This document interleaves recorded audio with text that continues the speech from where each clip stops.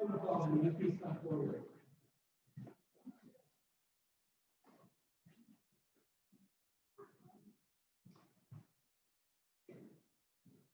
Normally, there would be a big diocesan service where everyone is inducted into the order of the diocese. Here, please sit down. Normally, there's a big diocesan service. We can't have those kind of gatherings at the moment. So each parish has been asked to conduct its own little mini investiture into the order of the diocese of Westminster. This is an official diocesan occasion, and we really are here on behalf of our Archbishop and all our diocesan family to recognize Colin's ministry and to give thanks to God and to him for the way in which he has been faithfully exercised in this place over so many years. And at the diocesan service, the custom is that there is a short introduction of the recipient that is read out. And I'm going to do that now. Colin has been a faithful and energetic member of St. Thomas, Vancouver his entire adult life. His spiritual development was deeply influenced by the Cursillo movement, which formed him as a lay leader. He taught Sunday school for 15 years and has been a member of the parish council since 1978, currently serving as vestry clerk. Colin's irreverent sense of humor and deep care for all people has kept the parish's ministry grounded and real. Cheryl, would you please Colin with the insignia of the diocese on the table? We'll see the back left corner.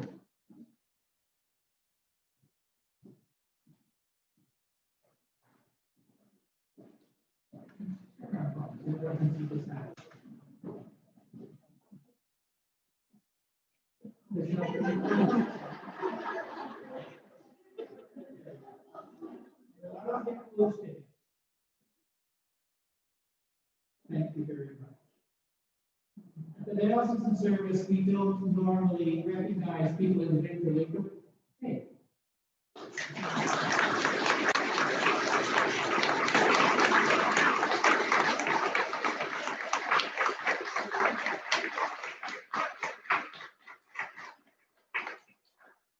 And there will be more later on in the service. We're now on the registry of the order.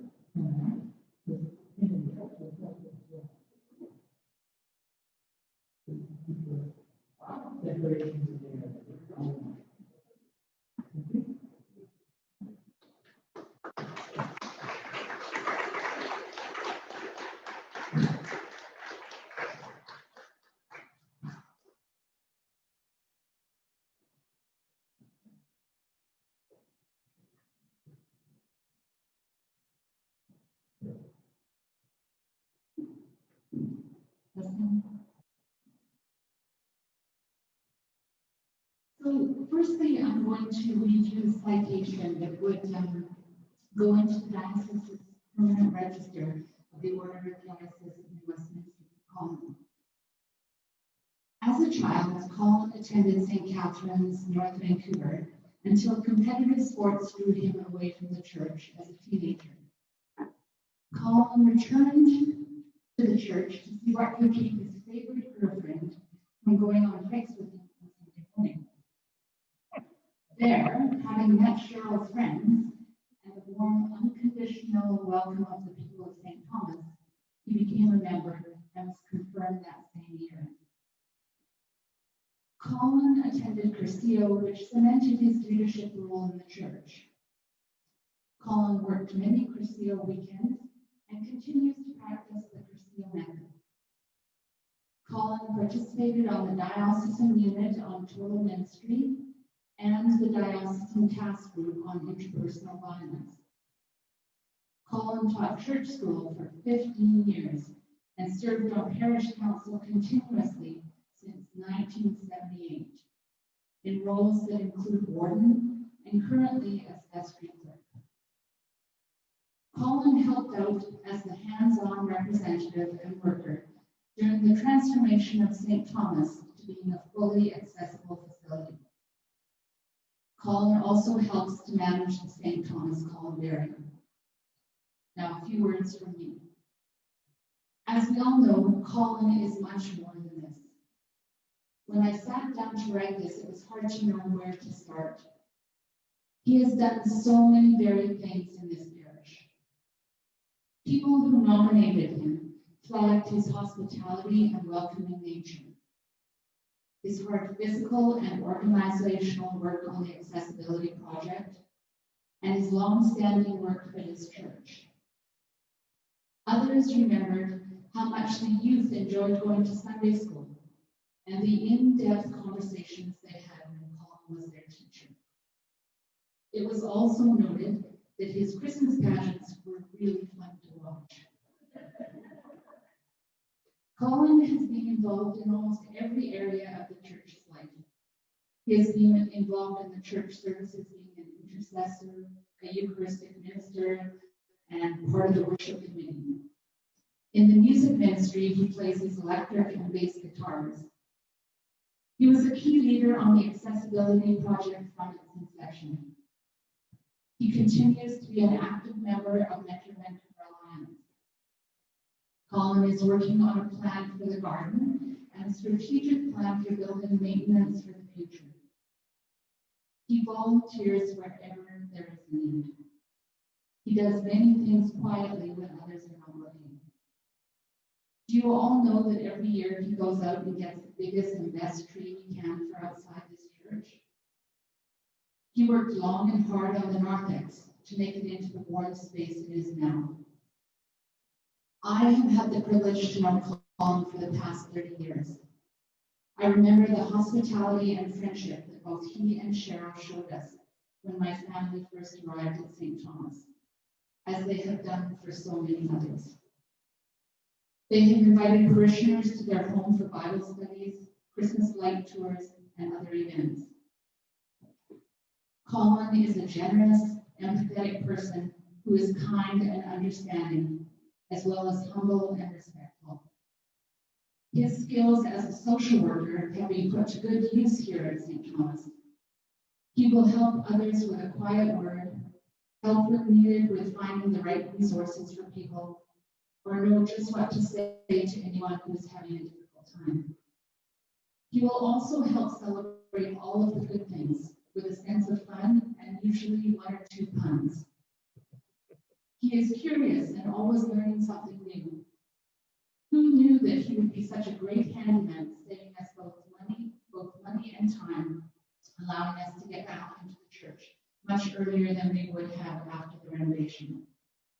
In short, we have all been blessed that Colin and his family have been such an important part of our lives here at St. Thomas. Congratulations from all of us, Colin, on receiving the Order of the Diocese. You have come a long way from the guy who came to church to spend more time with your girlfriend, Cheryl. Colin, would you like to come up and receive that?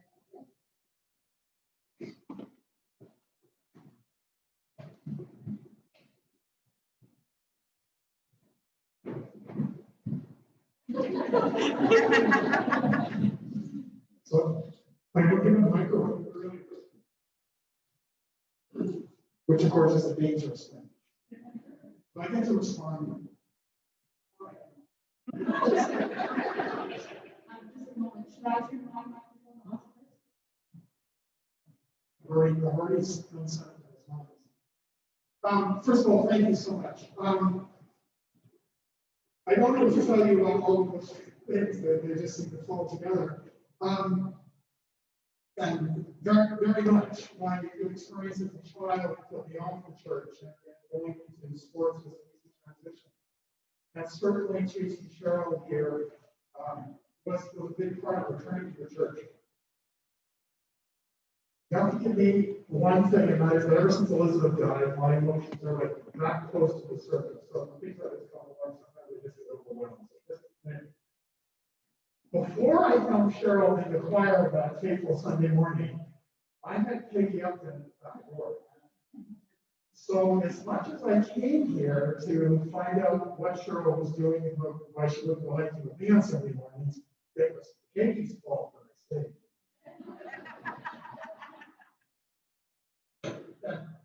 Eric Lowe was responsible for asking me some of those questions that helped she was a new Christian, relatively new Christian, to overcome those challenges to being a Christian, about the atrocities of the church and things people have done in the name of the church. How do you reconcile all of that as a young person trying to figure out, am I really going to commit to this organization? And the later Eric Lowe really helped. And then Cheryl did it again, because Cheryl wanted to go to Castile. And in those days, to go to Castile, if you were married, your spouse had to go also. So Lori and Susan, over there, hold the responsibility for an awful lot of my Christian conversions. Now, you know that happens in small circles, right? You don't all of a sudden go. You have small steps, right? So Lori and Susan have been instrumental in many of those little steps. And I have to tell you that the biggest was when Elizabeth was in the hospital, Lori and Susan were, there isn't anything that describes the sacrifice that they made to support Cheryl and especially Elizabeth through those dark, dark days. Trying to monetize us. And more recently, you heard a lot about what's going on around the church, and I'm really just a small part of it. This church is a phenomenal family. And as much as there are all sorts of folks who have this order, it's an indication of the familyness of this place that we can actually give back and feel good about giving back and doing things to make this place better. So this is, as I told Michael when he first asked me about this, these orders are as much about you and this place as they are about anything that we as individuals can contribute. So this is a reminder, as Michael said earlier, that this is a big family. This may be an anniversary, but it's an anniversary that you cannot have without celebrating with your family. So I'm glad you're here. Thank you, Paul. As I was listening to Kay speak her words of appreciation of Colin, it occurred to me that so often the only time we hear people talk like that in church is at a funeral. And Colin, I am so glad one of them are here, but they're not in the box. And that we're able to talk back. It doesn't usually happen at funerals. I think this is an opportunity for us all to remember just how blessed we are by each other's presence here and in the life of this community. And to honor Colin, the best way we could do that is to tell the people you love how much they mean to you and what a difference they made in your life, and to pay it forward. Don't wait till somebody can't hear how precious they are to you. Let them know today.